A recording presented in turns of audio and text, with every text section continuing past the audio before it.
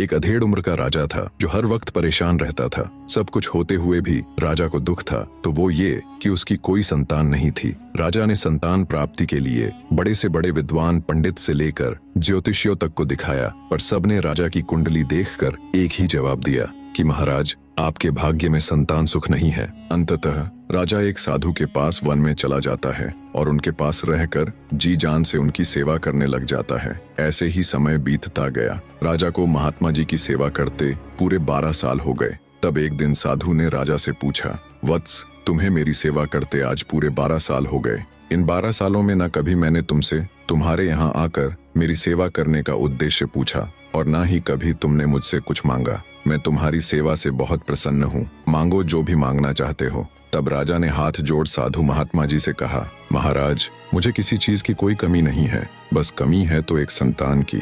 अगर आप मुझे कुछ देना ही चाहते हैं तो मुझे संतान प्राप्ति का आशीर्वाद दीजिए। तब साधु महाराज ने कुछ देर ध्यान लगाया और बोले, वत्स, तुम्हारे भाग्य में तो संतान सुख है ही नहीं, पर चूंकि तुमने मेरी 12 साल तक सेवा की है तो तुम्हें खाली हाथ तो नहीं भेजूंगा। बेटा, मैं तुम्हें संतान प्राप्ति का आशीर्वाद तो दे दूंगा, पर तुम्हें जो पुत्र होगा उसकी आयु केवल 20 वर्ष की ही होगी।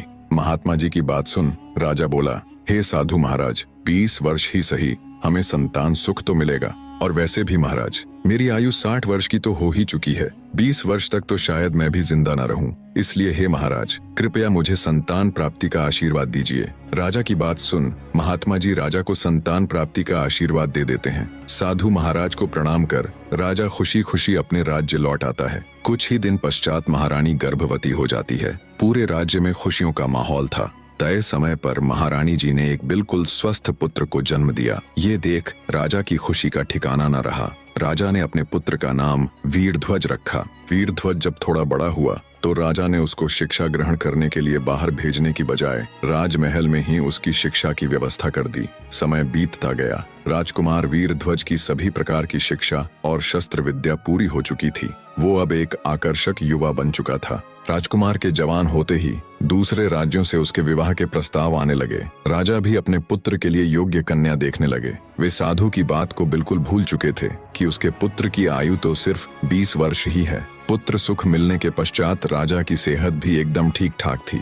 जब उसके पुत्र का 20वां साल लगा तब राजा को साधु की बात याद आई। बात याद आते ही राजा फिर चिंता में रहने लगा। जब रानी को राजा की चिंता का कारण पता चला तो वो भी चिंतित हो उठी। फिर